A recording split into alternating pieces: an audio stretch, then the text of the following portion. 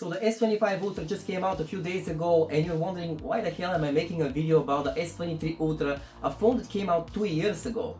Well, as Marques Brownlee said himself, the S25 Ultra doesn't bring anything new to the table and is just a very slight upgrade compared to the S24 Ultra, which is a very slight upgrade over the S23 Ultra.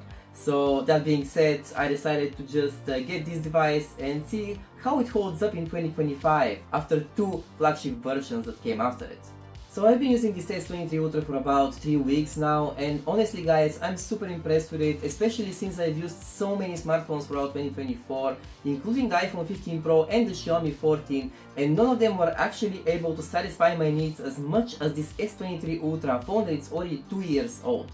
The main reason? Well, actually two reasons are the camera quality and the performance of this device, which 2 years later are still one of the best that I can ever find.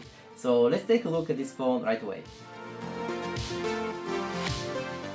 So starting off with the price, you're gonna be amazed by how cheap you could find the S23 Ultra in 2025, especially after two flagship models came after it. I literally grabbed mine for $450 second hand. So there are a little bit of stuff on it that I don't like scratches and stuff like that, but I can live with them because the phone is actually fully functional. If you can find this phone for around the price of $500, then it's an absolute steal. So I won't focus on the build quality or display of this device because you probably already know all there is about it, like the Quad HD Plus display and the aluminum frame of the phone are pretty well known. But in my opinion, the S25 Ultra has a horrible design. I honestly hate it, guys. The boxy feeling of the S23 and S24 Ultras, they were just so unique. No other phone had these designs besides probably the Asus ROG phones or whatever, but they were iconic and I don't think that they should have changed this design at all. And this phone, despite being 2 years old, has the exact same features as the S24 Ultra, so it's honestly a steal to get it if you are looking for a nice build quality device with a very good display. But at that aside, you can find a nice display anywhere these days, as well as build quality. So we have to talk a little bit more about the performance and the cameras of this device, because this is honestly what people would probably buy it for. Speaking about performance, we have the Snapdragon 8 Gen 2 stuffed in this device, and you might think that this CPU is 2 years old, probably super slow and stuttery and whatnot, but I can assure you that this is not the case. The Snapdragon 8 Gen 2 is about 30% slower than the 8 Gen 3, and I have no idea how much slower it is than the 8 Elite, but I don't think that it matters that much, especially when it comes to gaming. When it comes to AI tasks, like the newest AI features of Samsung devices and other stuff, then you can definitely benefit from the Snapdragon 8 Elite chip. But if you're not so much into this and you're just looking for nice gaming performance, the Snapdragon 8 Gen 2 or 8 Gen 3 would be plenty for you. Let's not forget that the latest CPUs cannot really be pushed by any game or app to their maximum potential, and the only thing that happens is that the phone overheats, but you cannot really get the maximum performance out of it. So the only way that you can push the CPUs to their maximum is to run some special benchmark apps. But if you're just in for some nice gaming, like for example some Genshin Impact, Wuthering Waves, and some other games of this sort, even if they are super heavy, the Snapdragon 8 Gen 2 can definitely handle them pretty nicely, and there's no stutters, frame drops and stuff like that. So it's safe to say that for the next 2 or 3 years you probably won't have any problems running any game or app on this device in specific, and for later than that you can probably consider something like the S24 Ultra with its 8 Gen 3 CPU.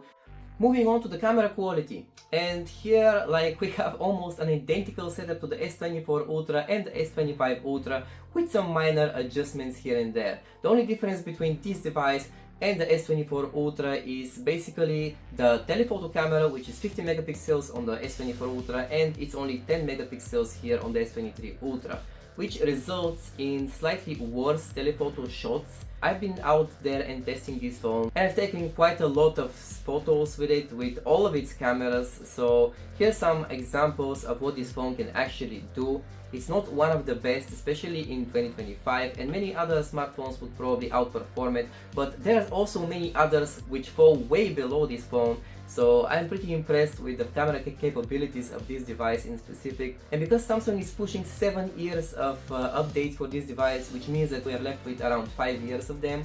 Right now, the video stabilization and the AI features for the photos as well have been updated constantly, which means that you're getting the best out of this hardware, and you will still be getting the best out of this hardware even 5 years from now.